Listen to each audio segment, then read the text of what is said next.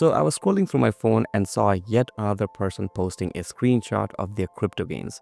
They looked so happy sitting in a car that probably cost more than my house, telling everyone that the old world of banks is dying. It made me realize something. We have been living through this massive cultural moment for over a decade now, and yet the more I look at it, the more I feel like we're all being invited to a party that does not actually exist. So let's talk about something that's quietly and sometimes very loudly messing with everyone's money: cryptocurrency. Now look, I know some of you might already be reaching for your keyboard to tell me that I just don't get it, but hear me out.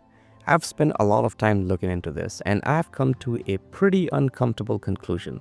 To me, crypto feels like the single biggest scam of our generation. It's marketed as this grand revolution, a way to stick it to the big banks and take back control of our lives.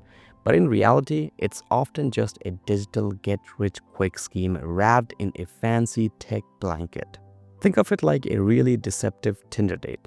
On the profile, it says entrepreneur, visionary, changing the world. You show up to the date and it turns out they don't even have a job. They live in their parents' basement and they want you to pay for the coffee because they invested all their cash into a digital picture of a penguin. It promises you the moon and delivers, well, a lot of empty promises. So let's take a quick trip down to the memory lane. Before we get into why it's a mess, we have to look at where it came from. This is not just something that popped up a few years ago. The idea of digital money actually goes way back to 1983. A guy named David Chaum came up with something called eCash. It was this early attempt at anonymous electronic money. For about 20 years, this stuff was just a hobby for math geniuses and people who really liked privacy. Nobody in the normal world cared about it. Then 2009 happened. The financial crisis hit. Everyone lost trust in banks, and suddenly out of the shadows comes Satoshi Nakamoto, this mysterious figure who mines the first Bitcoin. Bitcoin was supposed to be the digital middle finger to the big banks. The idea was beautiful, right? A currency for the people, no government to print too much of it, no banks to charge you fees for moving your own money. It was meant to be the ultimate freedom. But here we are, roughly 16 years later. If I walk down the streets to buy a sandwich, can I use Bitcoin? Probably not. If I want to pay my rent, no. The gap between the original vision, a global currency for the people, and the reality we live in today is massive. It's like being promised a flying car and getting pogo stick that occasionally explodes. So let's talk about the utility problem. Let's be real for a second. A currency is only useful if people actually use it to, buy stuff. Out of roughly 350 million businesses on this planet, only about 18,000 accept Bitcoin. That is a teeny tiny fraction. And even the ones that do accept it, most of them don't actually keep the Bitcoin. They use a service that immediately converts it back into the real money, like dollars, euros, whatever, because they can't pay their employees or taxes in crypto. Using Bitcoin as a daily currency today is like trying to mow your own lawn with a pair of nail clippers. Sure, it's technically possible if you have enough time and you don't mind the pain. You can actually do it. But why would you? Between the massive transaction fees and the fact that the price might drop 10% while you are waiting for the transaction to confirm, it's just not practical for normal people. And let's not even get started on the fraud risk. If you accidentally send your real money to the wrong person via a bank, there's actually a way to fix it. If you send your crypto to the wrong digital address, it's gone. Vanished into the digital void. That's not a revolution. That's a nightmare for anyone who works 9 to 5 and just wants to know that their money is safe. And if this is making sense so far, you'll probably like what I talk about on this channel. I try to pull back the curtains on these big money trends and look at how they actually affect regular people like us without the hype. If you're finding this helpful, please go ahead and hit that like button and subscribe. It really helps me making these videos for you. Anyways, let's get back to the digital gold argument. So because nobody is actually using it to buy milk or eggs, the goalpost moved. Suddenly, people stopped calling it a currency and started calling it digital gold. They say it's a store of value. But here's the thing about the actual gold. Humanity has agreed it's valuable for thousands of years.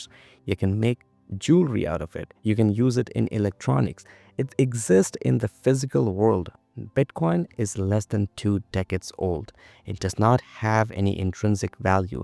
Its value is based entirely on one thing: speculation. It's worth something today because you hope someone else will pay more for it tomorrow. That's the only way to make money from crypto. If you look at the stock market, yeah, it's volatile. Sure, it moves like 15% on average every year.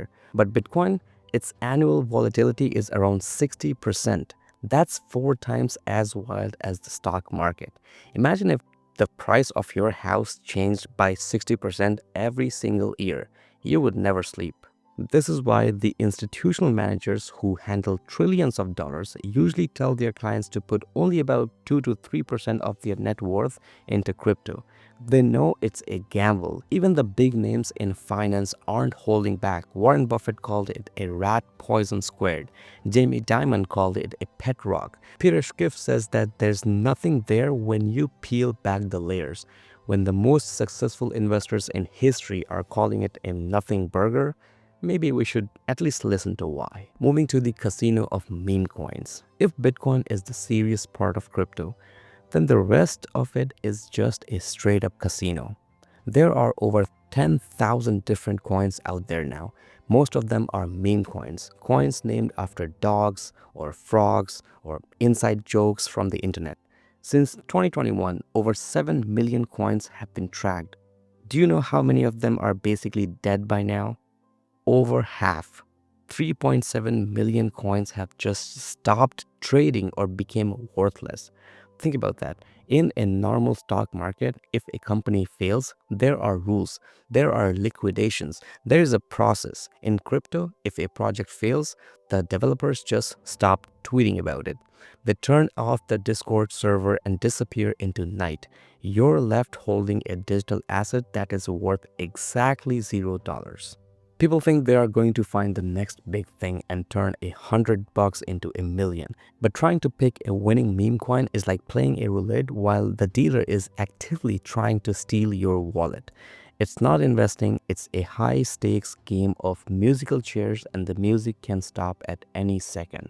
Now, I want to be clear about something. If you have lost money in this, it's not because you're dumb. We live in an economy where it feels impossible to get ahead.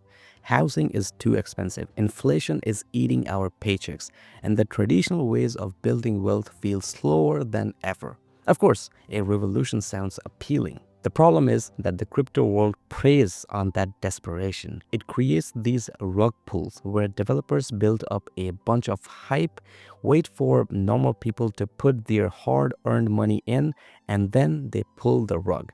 They take all the funds and vanish.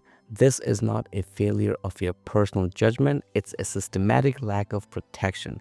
It's a wild west where the sheriffs are also the outlaws. Let's look at the stable coins. These were supposed to be the safe way to be in crypto. They were meant to stay exactly 1-to-1 with dollar. But then in May 2022, we had the Terra and Luna collapses, an event that wiped out almost $45 billion in market cap within a week. The company filed for bankruptcy.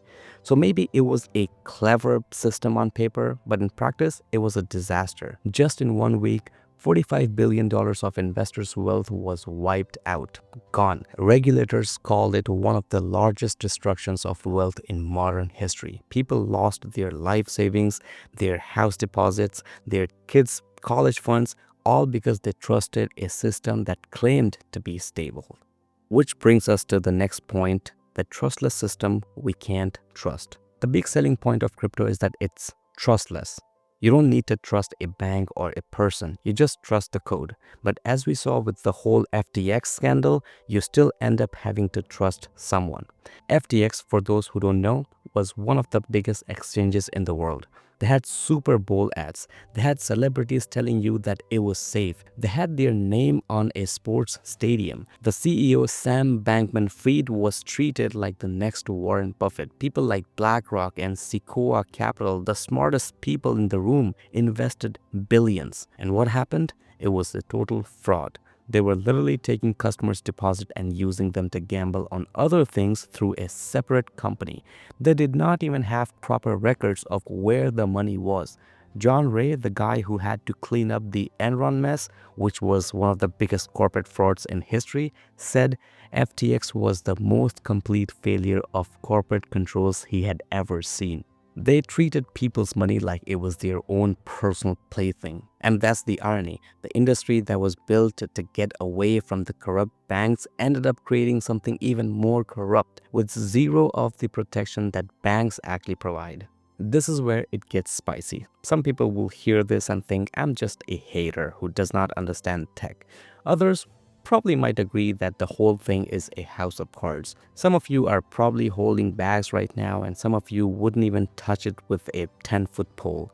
Anyways, let me know what you guys think. Is crypto the future of money that's just having some growing pains, or is it a digital casino that needs to be shut down? Now, moving on, the tip of the iceberg. FTX and Terra Luna aren't just one-off mistakes. They are the tip of the iceberg. This entire sector is fueled by a cycle of hype and greed. You have pump and dump schemes where insiders buy a coin for nothing, pay some influencers to talk about it, wait for the prices to go up as normal people buy in, and then they dump their shares, leaving everyone else with nothing. We keep seeing these failures, and yet crypto bros just moving the goalpost. When an exchange collapses, they say, not your keys, not your coins. When a coin goes to zero, they say, you should have done more research. It's always the individual's fault, never the system. But how can you do a research on a system that is intentionally anonymous and designed to be trustless? I'll admit, the technology behind it, blockchain, might actually be useful for something one day, maybe for tracking supply chains or making voting more secure. But the way it's being used right now, it's just a digital mirage. It looks like an oasis from a distance when you're wandering through a tough economy. But when you actually get close and try to grab it, it disappears through your fingers. At the end of the day, we all want the same thing. We want financial security. We want to feel like we're not falling behind. But maybe the reason crypto feels so revolutionary is because it's selling us a shortcut that does not exist. Real wealth is not usually built overnight by clicking a button on an app. It's built through value, utility, and time. When we treat finance like a game of roulette, we are not beating the system. We are just becoming the fuel that keeps the casino lights on. Next time you see a chart going to the moon, just ask yourself, who is paying for the rocket fuel? Because more often than not, it's people like us. And when the rocket inevitably runs out of the gas, the people at the top have parachutes. We just have our phones and a screen full of red numbers. So the next time someone tells you that you're missing out on future, maybe the real future is just being smart enough to walk away from the table. That's it for today, and I'll see you in the next one.